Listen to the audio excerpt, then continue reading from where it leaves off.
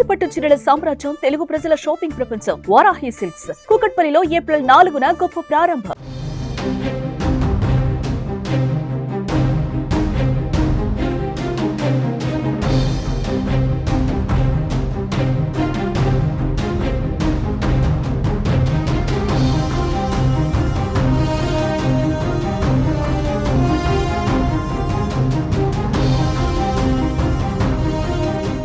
ఇరవై 24 గంటలు గడవక ముందే మయన్మార్ దేశం మళ్లీ వణికిపోయింది. మళ్లీ భూకంపం వచ్చింది. రిక్టర్ స్కేల్పై తీవ్రత 5.1గా నమోదైంది.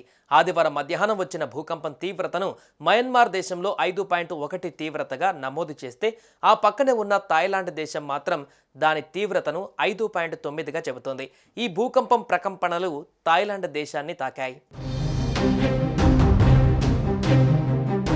మయన్మార్లో 48 గంటలలో భూకంపం రావడం ఇదే రెండవసారి.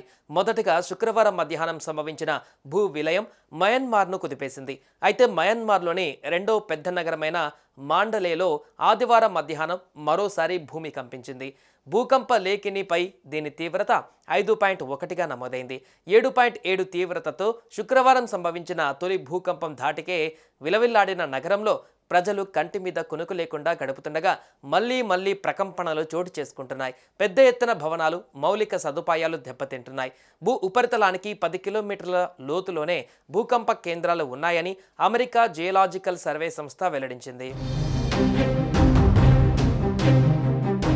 శక్తివంతమైన భూకంపం ధాటికి ఇప్పటి వరకు 1664 మంది ప్రాణాలు కోల్పోగా 3408 మంది తీవ్రంగా గాయపడ్డారు. భవనాల కింద చిక్కుకున్న పలువురి ఆచూకీ ఇంకా లభ్యం కాలేదు. మరోవైపు మృతుల సంఖ్య మరింతగా పెరిగే అవకాశం ఉందని స్థానిక అధికారులు అంచనా వేస్తున్నారు. కొండ ప్రాంతాలు, రెబల్స్ ఎక్కువగా ఉండే ప్రాంతాలలో మరణాలను అధికారులు ఇంకా లెక్కించలేదు. వీటిని పరిగణలోకి తీసుకుంటే మృతుల సంఖ్య ఏకంగా 10,000 దాటే అవకాశం ఉందని అమెరికాకు చెందిన జియోలాజికల్ సర్వే వెల్లడించింది. మయన్మార్ వ్యాప్తంగా అన్ని ప్రాంతాలలో దీని ప్రభావం పడింది. పదుల కొద్దీ భవంతులు నేలమట్టమయ్యాయి. వేల మంది నిరాశ్రయులు అయ్యారు. భవనాలు కూలిపోయిన సంఘటనలకు సంబంధించి వీడియోలు సోషల్ మీడియాలో వైరల్గా మారాయి. మరోవైపు ఇప్పటి వరకు 1644 మందికి పైగా మృతులను గుర్తించారు. మాండలే వీధులలో మృతదేహాలు కూలిపోతుండటంతో దుర్గంధం వెలువడుతోంది. మండు టెండలో ఉత్త చేతులతో చిన్న పారలతో శిథిలాలను తొలగిస్తూ ఎవరైనా ప్రాణాలతో ఉన్నారేమో తెలుసుకునేందుకు ప్రజలు ప్రయత్నిస్తున్నారు. సమయం గడిచిపోతున్న కొద్దీ అవకాశాలు సన్నగిల్లిపోతున్నాయి. మరోవైపు భూకంపం వల్ల థాయిలాండ్ రాజధాని బ్యాంకాక్లో నిర్మాణ భవనము కుప్పకూలిన ఘటనలో చిక్కుకున్న వారిని బయటకు తీసేందుకు రెస్క్యూ కొనసాగుతుంది. కానీ వారి ప్రాణాలతో ఉండే అవకాశాలు చాలా తక్కువని బ్యాంకాక్ పోలీసులు తెలిపారు. ఇప్పటి వరకు శిథిలాల నుంచి బయటకు తీసిన వారిలో ఎవరూ ప్రాణాలతో లేరని చెప్పారు. పూర్తిగా తొలగించేందుకు కనీసం 2 నెలల సమయం పడుతుందని వెల్లడించారు.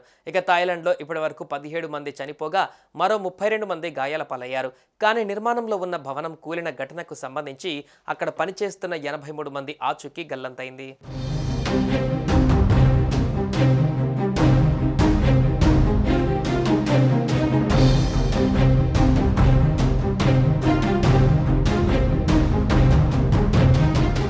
సుమన్ టీవీలో మీ పర్సనల్ అండ్ బిజినెస్ ప్రమోషన్స్ కోసం కింది నెంబర్కి కాంటాక్ట్ చేయండి.